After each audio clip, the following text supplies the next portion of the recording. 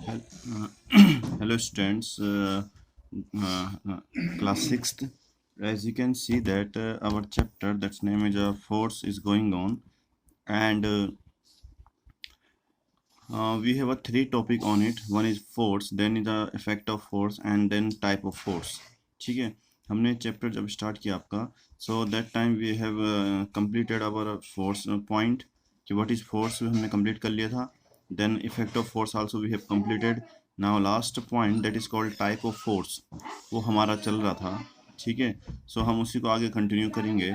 But before that आपको थोड़ा अपना रिवाइज भी करना ज़रूरी है. सो इस वीडियो को देखने से पहले अपना रिवीजन जरूर कर लीजिएगा कि जो आपने पुराना पढ़ा है. मैंने अपनी वीडियो भी अपलोड की है पुराने टॉपिक्स की, सो उसको एक बार फिर से देखिएगा, तभी इस वीडियो को दोबारा रिपीट करिएगा. ठीक है, आज के लिए मैं आपको यही वीडियो प्रोवाइड करा रहा हूँ. नेक्स्ट मीटिंग में हम ऑनलाइन मीट करेंगे. क्लियर? सो नाउ हम आते हैं आपके मेन टॉपिक में. मैंने जैसे आपको बताया है कि हमने दो टॉपिक के बारे में तो पढ़ लिया है. फर्स्ट इज फोर्स के बारे में and second effect of force. अब आपका last topic that is called type of force, force के types. So I told you that force जो होते हैं वो डिफरेंट काइंड्स के होते हैं. सो उनमें से कुछ टाइप्स के फोर्स यहाँ पे दे रखे हैं आपके. These are the 6 type of force. You can see that muscular force, mechanical force, gravitational force, magnetic force, electrostatic force and frictional force. So in this 6 force हमने आपके 2 फोर्स के बारे में पहले ही पढ़ लिया है. One is a mechanical force and one is a muscular force, mechanical force. इन दोनों के बारे में हमने पहले पढ़ चुके हैं. सो टुडे हम आज स्टार्ट करेंगे आपका next point that is called gravitational force. ठीक है, सो ग्रेविटेशनल फोर्स की बात करें, so you can see that here that gravitational force जो होता है वो एक टाइप का फोर्स होता है जिसको हम फोर्स ऑफ ग्रेविटेशन भी बोल सकते हैं. ठीक है, इसको ओनली ग्रेविटेशन भी बोल सकता है. एक तो ग्रेविटेशनल फोर्स हुआ और एक ग्रेविटेशन हुआ, तो इसको ओनली ग्रेविटेशन भी हम बोल सकते हैं. But what is the gravitational force, question ये आता है कि ग्रेविटेशनल फोर्स क्या होता है. तो gravitational force is the force which apply by the two object because of their masses. ठीक है, हम जनरल सी बात करें कि जो ग्रेविटेशनल फोर्स होता है वो एक टाइप का फोर्स होता है जो ऑब्जेक्ट अपनी मास के थ्रू लगाते हैं एक दूसरे पे. ठीक है, यह यहाँ पे लिखा भी है द फोर्स ऑफ अट्रैक्शन. ये एक अट्रैक्शन फोर्स, ये भी ध्यान रखना. This is the force of attraction between any two object posing masses is called force of gravitational या ग्रेविटेशनल फोर्स. ठीक है, the force of attraction between two object because of their masses, ये भी बोल सकते हैं हम. The force of attraction between two object because of their masses is known as gravitational force. ठीक है, जो फोर्स ऑफ अट्रैक्शन होता है दो ऑब्जेक्ट के बीच में उनके मास के कारण, उनके मास के कारण उन्हें बोलते हैं आपका gravitational force. Like we can take an example. आपके जैसे यहाँ पे पेन हो गया और ये बुक हो गया, तो बुक और पेन के बीच में एक फोर्स लग रहा होगा हर समय, दो फोर्स ऑफ अट्रैक्शन लग रहा होगा दोनों के बीच में. ठीक है, उसको बोलेंगे उसके बीच का ग्रेविटेशनल फोर्स. लाइक हम यहाँ पे देख रहे हैं बॉल और लड़की है यहाँ पे, ये आपका बुक और ये हैंड है. लाइक अर्थ हो गया, मून हो गया. तो कोई भी दो ऑब्जेक्ट हो, कोई भी दो ऑब्जेक्ट हो आपके यूनिवर्स में, उनके बीच में ग्रेविटेशनल फोर्स लगता है. ठीक है, अब क्वेश्चन ये आता है, आप बोलोगे सर अगर फोर्स ऑफ अट्रैक्शन लगेगा मेरी बुक और पेन के बीच में, किसी के बीच में, तो ये अट्रैक्ट क्यों नहीं कर रहे हैं. ठीक है, तो उसका रीज़न ये है कि कब जब कोई भी चीज़ बहुत मिनिमम होती है, बहुत ही मिनिमम, तो वो आपको दिखाई नहीं देती है या उसका इफेक्ट दिखाई नहीं देता है. पर जो बड़ा होता है तो आपको दिखाई देता है. उसका एग्जाम्पल अभी दूंगा मैं आपको. ठीक है, बट ये ध्यान रखिएगा कि यहाँ पे दोनों ऑब्जेक्ट छोटे छोटे हैं, बहुत छोटे हैं रिस्पेक्ट टू ग्रेविटेशनल फोर्स. ये बहुत ज़्यादा फोर्स होता है, बहुत बड़ा फोर्स. तो इसके रिस्पेक्ट में जो दो ऑब्जेक्ट लिए आपने, लाइक बुक ले लिया एंड ये पेन ले लिया. ठीक है, तो ये दोनों चीज़ें क्या हैं, बहुत छोटी चीज़ें हैं. बट अगर आप बड़ी चीज़ ले लोगे, बड़ी चीज़ मीन्स मैं बोलूँ आपका कि जैसे एक अर्थ ले लिया और एक बुक ले लिया. ठीक है, अब दोनों ऑब्जेक्ट हो गए हैं, दो ऑब्जेक्ट. अब जैसे मैं अर्थ को छोड़ूंगा फ्रीली तो अर्थ क्या आता है, अर्थ, सॉरी, बुक को छोड़ूंगा तो बुक किसकी तरफ आती है, अर्थ की तरफ आती है. ठीक है, अब यहाँ पे क्या हुआ, अर्थ ने बुक को अपनी तरफ खींचा है. That is attraction force. ठीक है, वो अट्रैक्शन फोर्स है और किसके कारण है, अर्थ के मास के कारण. तो यही को, इसी को बोलता है आपका gravitational force. Force of attraction because of the mass of an object. किसी भी ऑब्जेक्ट के मास के कारण जो फोर्स लगता है उसको ग्रेविटेशनल फोर्स बोलते हैं. तो ये लगभग आपका जो बड़ी बड़ी ह्यूज बॉडीज हैं आपके यूनिवर्स में, उनके लिए अप्लाई होता है ये ग्रेविटेशनल फोर्स. छोटी छोटी बॉडी के बीच भी लगता है, पर उसका पता नहीं चल पाता आपको कि ये फोर्स लग भी रहा है या नहीं लग रहा है. बट जो ह्यूज बॉडी होती है उनमें आपको इफेक्ट दिखाई देता है. एज लाइक हम कह सकते हैं कि अर्थ के चारों ओर जैसे मून घूम रहा है, तो मून क्यों घूम रहा है? क्योंकि अर्थ अपने ग्रेविटेशनल फोर्स के कारण, क्योंकि अर्थ बड़ा है अब मून छोटा है, तो अर्थ क्या कर रहा होगा, मून को अपनी तरफ खींच रहा होगा। तो अर्थ के ग्रेविटेशनल फोर्स के कारण मून क्या हो रहा है, उसके चारों ओर घूम रहा है। क्यों? ठीक है, ये क्यों घूम रहा है? क्योंकि अर्थ का मास बड़ा है और इसका मास इससे रिस्पेक्ट थोड़ा कम है, तो दोनों पे फोर्स लगा रहे हैं, अट्रैक्शन फोर्स। तो ध्यान रखना, अर्थ और मून के बीच जो अट्रैक्शन फोर्स लग रहा है उसको बोलते हैं आपका ग्रेविटेशनल फोर्स। ठीक है, किसी भी दो हेवनली बॉडीज के बीच जो फोर्स ऑफ अट्रैक्शन लगता है, दिखाई देता है आपको, उसको ग्रेविटेशनल फोर्स बोलते हैं। छोटी ऑब्जेक्ट के बीच भी लगता है पर वो आपको दिखाई नहीं देगा। ठीक है, वो बहुत ही कम होगा, मीन्स नेग्लिजिबल होगा, बहुत ही कम होगा। ठीक है, उसका इफेक्ट दिखाई नहीं देगा आपको, समझो आप। ठीक है, बट हम बोलते यही हैं कि the force of attraction between two object because of there masses is called gravitational force. ठीक है, अब आता है आपका नेक्स्ट टॉपिक। इसके बाद इसने बोला है कि जो ग्रेविटेशनल फोर्स है वो यूनिवर्स में हर जगह है, जैसे मैंने आपको बताया। ठीक है, अब आता है जो ग्रेविटेशनल फोर्स हर जगह, तो डिपेंड किस पे करेगा? तो ये ध्यान रखना, जो ग्रेविटेशनल फोर्स होता है, जो फोर्स ऑफ अट्रैक्शन है आपका, जो मैंने बोला अर्थ और मून के बीच में लग रहा है, वो दो चीज़ पे डिपेंड करता है। एक तो ऑब्जेक्ट के मास पे डिपेंड करता है, एक तो ऑब्जेक्ट के मास पे डिपेंड करता है। जो ज़्यादा बड़ा ऑब्जेक्ट होगा, जिसका मास सबसे ज़्यादा होगा, वो अपने छोटे ऑब्जेक्ट में क्या लगाएगा, इसमें फोर्स ऑफ अट्रैक्शन लगाएगा, अपनी तरफ खींचेगा उसको। लाइक हम देखते हैं कि सन सबसे बड़ा है, तो सन के चारों ओर सारे प्लेनेट घूम रहे हैं। क्यों घूम रहे हैं, क्वेश्चन आए, तो इसका कारण होगा ग्रेविटेशनल फोर्स। ठीक है, तो फोर्स ऑफ अट्रैक्शन किसके कारण हो रहा है? जो ग्रेविटेशनल फोर्स हो रहा है, एक तो उनके मास के कारण हो रहा है, और एक उनके बीच की डिस्टेंस के कारण होता है। डिस्टेंस का रीजन क्या है? देखो मैं बताता हूँ आपको, कि हम जानते हैं अर्थ घूम रहा है, अर्थ के चारों अगल बगल और प्लानिट भी घूम रहे हैं, बट जो मून है वो अर्थ के ही चारों ओर घूम रहा है, बाकी किसी के चारों ओर घूम ही नहीं रहा है। क्यों? क्योंकि इनके बीच की जो डिस्टेंस है वो क्या है, कम है। ठीक है, तो ये ध्यान रखना कि जब आपका फोर्स ऑफ ग्रेविटेशनल फोर्स की बात आए, तो ग्रेविटेशनल फोर्स दो पॉइंट पे डिपेंड करता है।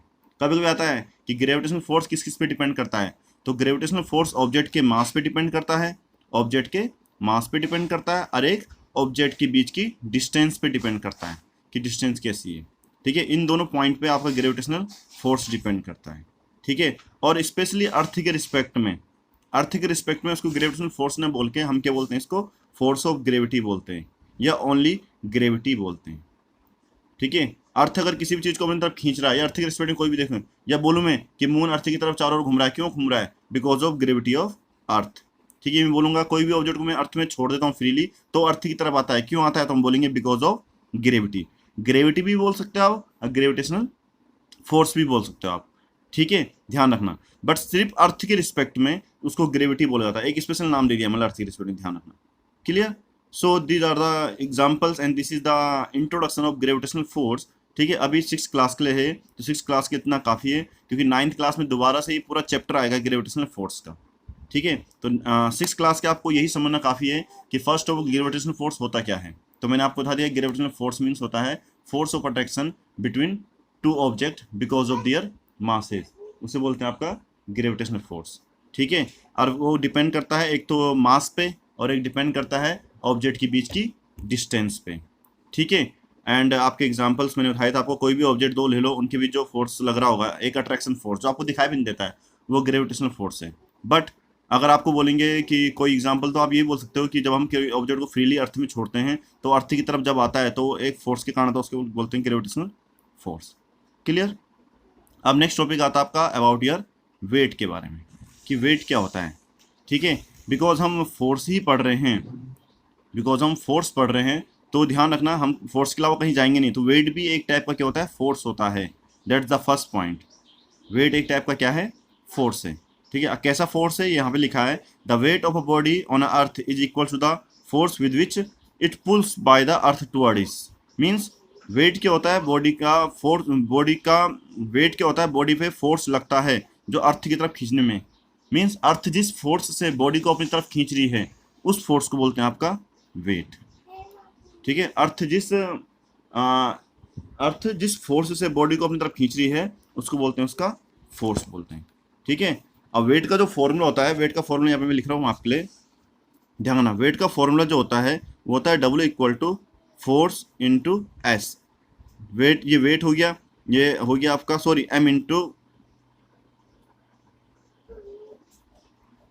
ये नहीं होता, सॉरी, इसका वो वेट का फॉर्मूला होता है M इंटू जी। ठीक है, ध्यान रखना, M मीन्स होता है आपका मास, ऑब्जेक्ट का मास, एंड G मीन्स होता है एक्सेलरेशन ड्यू टू ग्रेविटी। ठीक है, सो ये सिर्फ फॉर्मूला है, इस फॉर्मूला को सिर्फ याद करना है, बाकी इसका यूज़ हम बड़ी क्लासेस में करेंगे। ठीक है, फिलहाल ये फॉर्मूला याद कर लेना आप, यही आपके लिए काफ़ी है। डिटेल में इसके बारे में बाद में पढ़ेंगे, सिर्फ मैंने आपको वेट निकालने के लिए बताया कि वेट कैसे करके निकलेगा फॉर्मूला, तो इस फॉर्मूले को नोट कर लेना। बाकी हम मेन टॉपिक में आते हैं। एज आई टोल्ड यू कि वेट मीन्स क्या होता है, कि वेट जो होता है वो इक्वल होता है किसके, जिस फोर्स से अर्थ अपनी तरफ हमको खींचता है। ठीक है, इसलिए हम बोल सकते हैं कि अगर क्या the greater pull of the earth on a body, अगर अर्थ किसी ऑब्जेक्ट को ज़्यादा फोर्स से खींचेगा या पुल करेगा तो मीन्स उसका वेट भी क्या होगा, ज़्यादा होगा। ठीक है, अब आपको सिंपली पता है कि हेवियर बॉडी जो होगी वो pull by the earth with the greater force, जो हैवी बॉडी होती है उसको अर्थ ज़्यादा उससे खींचता है। ठीक है, तो मीन्स हेवीली बॉडी का फोर्स ज़्यादा लगेगा, तो इसमें मीन्स उसका वेट भी क्या आएगा, ज़्यादा आएगा। ठीक है, तो ये ध्यान रखना कि वेट मीन्स होता है the force by which earth pulling an object towards it, कि जिस फोर्स से अर्थ किसी ऑब्जेक्ट को मतलब खींच रहा है उसी को क्या बोलते हैं, उसका वेट बोलते हैं। बाद में ये डेफिनेशन चेंज हो जाएगी जब आप बड़ी क्लास में जाओगे, बट फिलहाल के लिए आपके लिए डेफिनेशन है कि वेट मीन्स होता क्या है। Next, because we know that कि weight is a force, and ध्यान रखना जितने भी फोर्स होंगे उनकी एसआई यूनिट सेम होंगी, जो आपने शुरू में पढ़ी है फोर्स की एसआई यूनिट, तो वेट की जो एसआई यूनिट होती है वो न्यूटन होती है, तो इसलिए फोर्स की भी एसआई यूनिट क्या होगी, न्यूटन ही होगी, और वेट की भी एसआई यूनिट क्या होगी, न्यूटन ही होगी, ध्यान रखना। सो वेट की एसआई यूनिट न्यूटन होती है आपकी, that is the point. And next thing is that कि हम जनरली वेट को हम केजी वेट, ये किलोग्राम वेट या ग्राम वेट के यूनिट में कन्वर्ट करते हैं, या किलोग्राम वेट को हम केजी डब्ल्यू टी लिख देते हैं, ग्राम वेट को जी डब्ल्यू टी लिख देते हैं। ये ग्रेविटेशनल यूनिट है वेट की।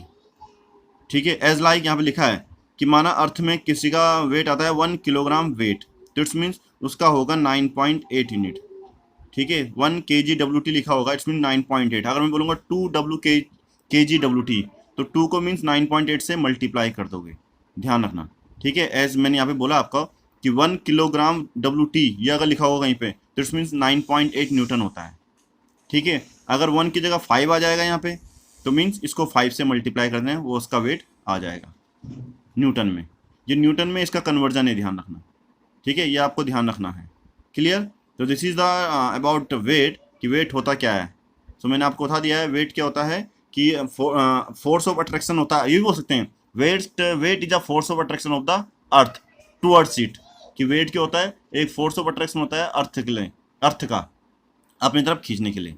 ठीक है, और उसकी ऐसा यूनिट आपका न्यूटन होती है, और उसको जो रिलेशनशिप होता है ये इस टाइप का होता है। ठीक है, that is about the weight. And next point जो होता है आपका, वो आता है आपका अबाउट मैग्नेटिक फोर्स के बारे में। ठीक है, मैग्नेटिक फोर्स आपने पहले भी पढ़ा होगा, मे भी सुना हो मैग्नेटिक फोर्स के बारे में, कि मैग्नेटिक फोर्स क्या होता है, एक टाइप का फोर्स होता है जो मैग्नेट के थ्रू लगता है। ठीक है, एज यू नो दैट कि मैग्नेट क्या होता है, आपने मैग्नेट देखे होंगे, वो अट्रैक्ट करते हैं नेल्स को, पिन्स को, जो आयरन की बनी होती है। ठीक है, किसी थोड़े डिस्टेंस से भी वो अट्रैक्ट कर देते हैं। ठीक है, सो मैग्नेट क्या करते हैं, के पोल्स भी होते हैं, आपको पता है कि 2 पोल होते हैं। फर्स्ट ऑफ ऑल आपको मैग्नेट के बारे में पता होना चाहिए कि मैग्नेट क्या होता है। मैग्नेट एक सब्सटेंस है जिसके 2 पोल होते हैं, नॉर्थ एंड साउथ पोल। ठीक है, एंड मैग्नेट क्या करता है, आयरन थिंग्स को अपनी तरफ क्या करता है, अट्रैक्ट करता है। ठीक है, एंड नेक्स्ट पॉइंट जो मैग्नेट का होता है कि इसका जो सेम पोल्स होते हैं वो क्या करते हैं, एक दूसरे को रिपल्स करेंगे। आप मैग्नेट जब लाओगे उसमें पता चलेगा आपको। और अपोजिट पोल्स क्या करते हैं, एक दूसरे को अट्रैक्ट करते हैं। ठीक है, तो यहाँ पे बोला गया है मैग्नेट फोर्स की definition, the force exerted by the magnet is called magnetic force, कि जो फोर्स एक्सर्ट करता है मैग्नेट उसे बोलते हैं मैग्नेटिक फोर्स। ठीक है, next, the strength of magnetic force किस पे डिपेंड करता है, तो मैग्नेटिक फोर्स जो स्ट्रेंथ है वो एक तो डिपेंड करता है नेचर ऑफ मैग्नेट पे। ठीक है, मैग्नेटिक फोर्स जो डिपेंड करता है उसकी स्ट्रेंथ बोल सकते हैं हम, वो किस करता है, नेचर ऑफ मैग्नेट, कितना अच्छा मैग्नेट ले रहे हो आप। अगर उसमें इम्प्योरिटीज होगी, गंदगी मिली होगी, तो वो अच्छा तरीके से उसकी स्ट्रेंथ नहीं होगी। अगर वो प्योर मैग्नेट होगा तो उसकी स्ट्रेंथ क्या होगी, अच्छी होगी। ठीक है, अरे ये इनके यूजेस लिखे हैं, like a small magnet are use in toys में उसका यूज़ करते हैं। Strong magnet, large magnet are use in separating iron scrap from the garbage से उसको किसको आयरन थिंग्स को अलग करने में यूज़ किया जाता है, और हेवी लोड्स को उठाने में इसका यूज़ किया जाता है। ठीक है, सो ये आपके क्या हुआ, मैग्नेटिक फोर्स हुआ कि magnetic force is the force of attraction. Magnetic force क्या होता है, फोर्स ऑफ अट्रैक्शन होता है जो एक्सर्ट होता है किसके थ्रू, मैग्नेट के थ्रू। ठीक है, इसमें अट्रैक्शन भी होता है, रिपल्सन भी होता है, ध्यान रखना, क्लियर। बट जनरली मैग्नेट क्या करता है, आयरन को तो अट्रैक्ट ही करता है, बट सेम अगर दो मैग्नेट ले लेंगे तो उनमें अट्रैक्शन भी होता है और रिपल्सन भी होता है। ठीक है, एंड लास्ट आपका जो मैं बता रहा हूँ आपका electrostatic force and friction force, जो नेक्स्ट टॉपिक है आपके electrostatic force and friction force, ये आप आपके नेक्स्ट मीटिंग में समझोगे। ठीक है, क्योंकि फिर अदरवाइज नेक्स्ट मीटिंग के लिए कुछ बचेगा नहीं। सो आज के लिए इतना ही है। आपको तीन फोर्स के बारे में पढ़ना आपको। फर्स्ट ऑफ ऑल आपका किसके बारे में, ग्रेविटेशनल फोर्स के बारे में पढ़ना है। सेकंड आपको पढ़ना है किसके बारे में, मैग्नेटिक फोर्स के बारे में। ये दो ही फोर्स के बारे में पढ़िए आप। And sorry, gravitational force, magnetic force के बारे में पढ़ना है, और बीच में हमने वेट के बारे में बताया था। इन तीनों के बारे में पढ़ना आज। कोई प्रॉब्लम होगी जो नेक्स्ट लाइव क्लास आएगी उसमें पूछेगा आप मुझसे। ठीक है, आज के लिए इतना ही काफ़ी है। That's all for today, thank you.